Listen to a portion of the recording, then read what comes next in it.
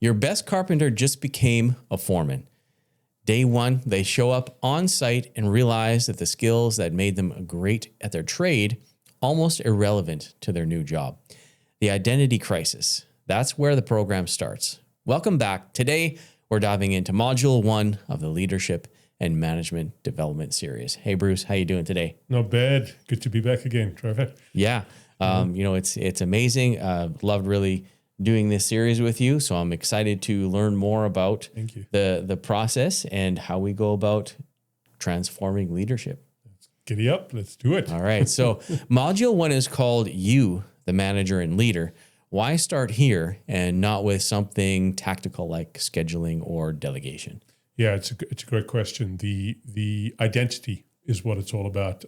We did some training this week with a framing company, and the first piece that we did, which was in December, was all about trying to replace what they were doing with something that actually got the work done. They were continuously late for jobs, just not doing what they needed to do, and most importantly, couldn't get their employees to do what they needed to do. Mm-hmm. And as a result, we have profit suck, right? And erosion of profit. So why this is different and why I say identity is because when people move from, let's say, journeyman, for lack of a better term, to more of a foreman role, they have to make that transition in their mind from someone that produced the value by themselves, of course, keeping in mind that you've got the team as well, but producing the value themselves, being held accountable for the value that they produce themselves directly, to someone that's actually going to start producing value or needs to start producing value through other people.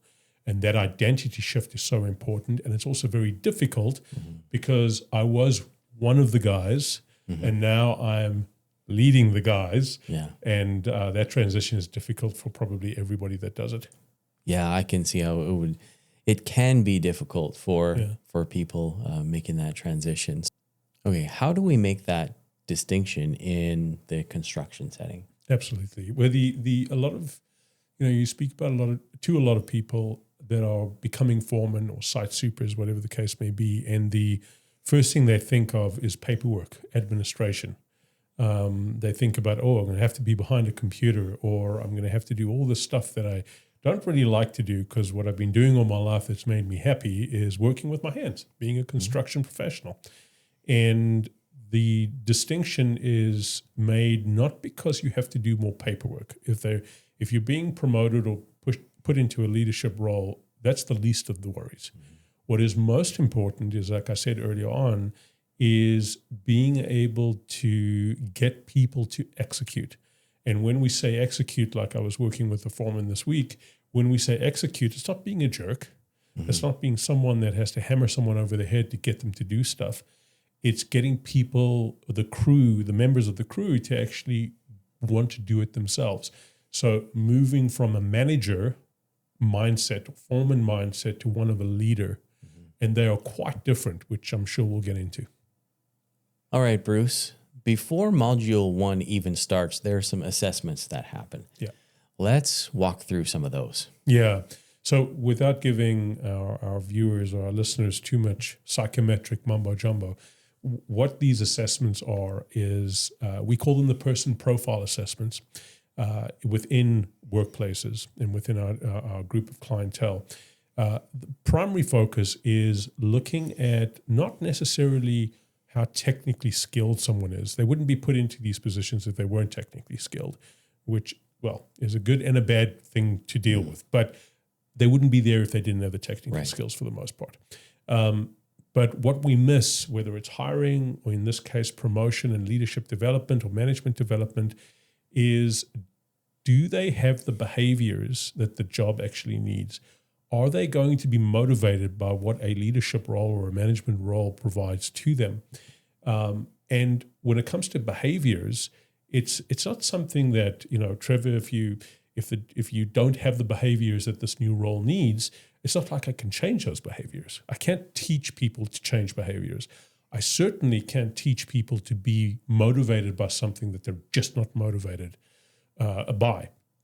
So the assessment focuses on identifying your natural behaviors, identifying what motivates you, what drives you, and in this case, showing you what things naturally that would likely hold you back in moving forward, but also the strengths that allow you to move forward, right? And it's what's important there is if you have something that is not entirely aligned with the job, right? It's important for leaders at that point to realize or to think about, well, if I'm not motivated that way, how do I become motivated? How do I pivot? And what do I do? How do I change things for myself? You can't change the job, right? But you can certainly modify and adapt for yourself. So that's the first assessment. The second assessment, I'm sure a lot of people have heard about, is called an emotional intelligence assessment. I don't like using the word intelligence because intelligence implies fixed aptitude, like Right. IQ. Call it more of emotional awareness, being emotionally informed.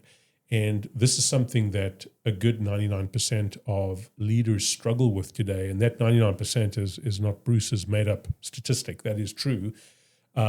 We are good managers in terms of coordinating, in terms of scheduling and planning, but we struggle when it comes to regulating how we respond based on our triggers, based on all these things. Because at the end of the day, your customer is not going to respond to you in a favorable manner if you lose it on them or you become dismissive. Your employee has the similar brain. The employee is not going to respond if you don't truly understand, number one, what your triggers are, how you're responding, and definitely how the employee is perceiving or interpreting you, right? And that, if not focused on, it's a very painful, miserable experience as a leader. So we don't want that to happen. All right. So let's talk about emotional intelligence. I know that a lot of foremen hearing the term emotional intelligence would think that's a bit soft and too touchy-feely for what I do. Yeah, So absolutely. why emotional intelligence specifically? Yeah, it's an excellent question, but and it's something I either hear very explicitly from people, or I see them glaze and disconnect, and they don't say anything. But that's the reason why they do that. But we see over and over again, Trevor, failure as a foreman or as a site super. Failure does not necessarily come from a lack of technical skill and aptitude. Failure, 9, if not 10 out of 10 times, comes from the inability to work your people for success.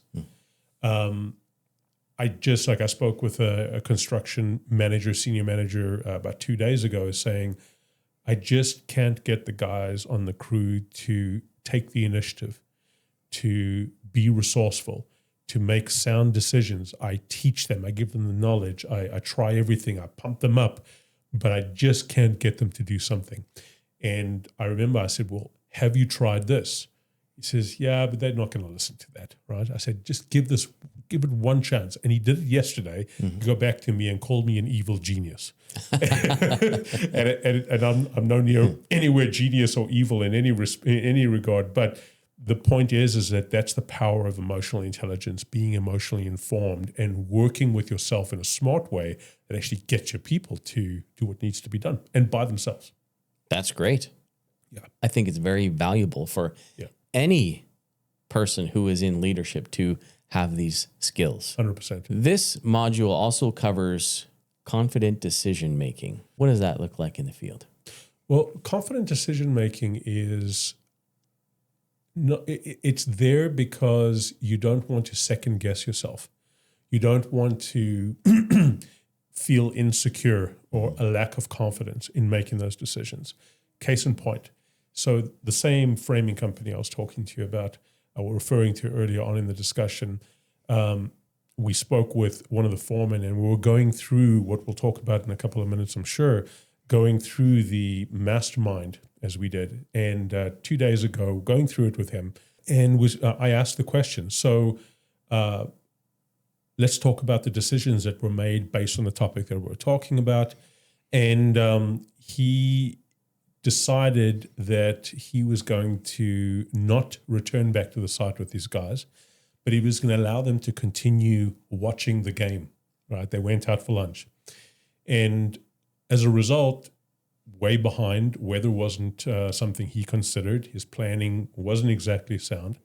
So we dealt with it directly, and he started talking about, well, I was just an idiot, and I shouldn't have done that, and I made a wrong decision, and I've cost the company money. And I said, stop right there. It's got nothing to do with you being an idiot and making a decision, not being able to make a sound decision. It's being able to understand and being kind to yourself to understand what thinking process was, understanding what you've learned from it, and continue to want to make decisions going forward. So confident decision making is not being in a rush, being able to have all the information as much as you can available to make that decision. And when you make a bad decision, you don't not get back on the horse. You get back on the horse and you try and make a better decision. And throughout the program, we focus very heavily on building confidence, right? And it's okay to make mistakes with stuff that you've learned, but it's not okay to shy away because it's too risky to make a decision. Then you're paralyzed. So the program there is to stimulate that decision making to increase confidence as we move along. So Bruce, you position safety as a leadership identity, not just an item to tick off. Why is that? Well, it's, ever since I can remember working in my professional life, be it in a corporate or, the business in workplaces, safety starts off when it's something new, when it's something, and Alberta is not, we don't have a long history of extreme health and safety prudence, right, in the workplace. It's pretty new. But when I started working within the health and safety environment, started working with teams in the health and safety environment, when something new comes along, especially a high compliance subject like health and safety, it's exactly what you said. It's about checking boxes, about filling out forms. The field level hazard assessment form is a great example. So I just have to fill it out, and we work with a waste management company as one of our clients. And the first couple of weeks, it was all about I just have to get my FLHA done, and off I can go. And it's not that way. And the reason why compliance is important, because if Alberta Health or any other health-related jurisdiction comes in and audits, they could do some pretty difficult things or make life really difficult for you for a good reason, but nonetheless make life difficult for you. The problem is that if it's all about check boxes and filling out forms, you're going to get those visits over and over again to a point that you get a stop order, right? And a stop order is very, very detrimental to a business. So what we want to do is the supervisor, or in this case, foreman or site superintendent, it's not about checking and working hard to see if everybody's got their safety shoes on, ear protection, or whatever PPE it is, or if they, making sure that they're tied at a high level, whatever the case may be. It's about making sure that you set a culture, an expectation, or a value when it comes to health and safety. For example, we all want to leave this evening at the end of the shift with our appendages still attached. Or we all want to leave this evening and actually go back to our families with everything intact. That value, that feeling of we all need to protect ourselves and protect each other starts to strengthen in culture and becomes a very important value in their culture. And what happens there is, just like I said in the beginning, when you actually lead and drive value through people by themselves, is that they become their own health and safety auditor at all times. The supervisor doesn't have to be checking up on everybody. Everybody is doing it already. Not about forms, not about checking boxes. That's just the record. It's about actually living your health and safety environment when you're at work. All right, let's talk about the field application challenge in Module 1. Yeah, so the field application challenge is very much centered around self. And especially when it comes to those that, and we will ask this question of those that are struggling to get value or struggling to see results from their crew, from their team, those that, like this week again, I'm continuously being harassed by my manager because I'm my jobs have been late. QC hasn't been where it needs to be. But how can I get QC right if my manager's driving me so fast and things are going to fall? Yeah. And weirdly enough, this is where that emotional awareness comes into it. This is where that understanding who you are and what's driving you and what's holding you back from a behavioral standpoint. So Module 1 is very focused on self-regulation, looking at what's driving you crazy, looking at what's making you miserable, but not necessarily like we all do very naturally, which is unfortunately not very productive, is the pointing of fingers. So an external reason why I'm failing. And this is classic psychology where they talk about when I succeed and when things are going well, of course, I'm trying hard, I'm working hard, it's about me, that's what's happening. When things fail, when my guys are not producing, my manager is on top of me the whole time and I'm not producing through my people, it's because of weather. It's because of economy. It's because of subs, or it's because materials being delivered on site too late or not delivered at all. And we find a good 70 to 80% of the time, it's not because of that. It's because of me. And that's a tough pill to swallow. So we focus significantly on that. We give them the opportunity to go on site. Again, like I've mentioned before, they have a phone app that they can use and interact with while they're working, so they can bring that back to that mastermind the week after, and we actually go through that and discover their challenges and what they're doing about it. What's really critical about that is when they come back, they become more and more comfortable with actually saying, yeah, you know what, this is a little embarrassing, but it's not embarrassing. It's about being vulnerable. And once you can get in touch with the fact that you're not strong in that area, or you are strong in that area, we can do something about it this time around. So they practice and then go out to the field again and continue that. They don't stop doing that from Module 1. It's building skill upon skill upon skill. That's great. And, I worked in the trades for a long time, and none of these activities were active in the business where I was. And I see where it would have been helpful to have that, right?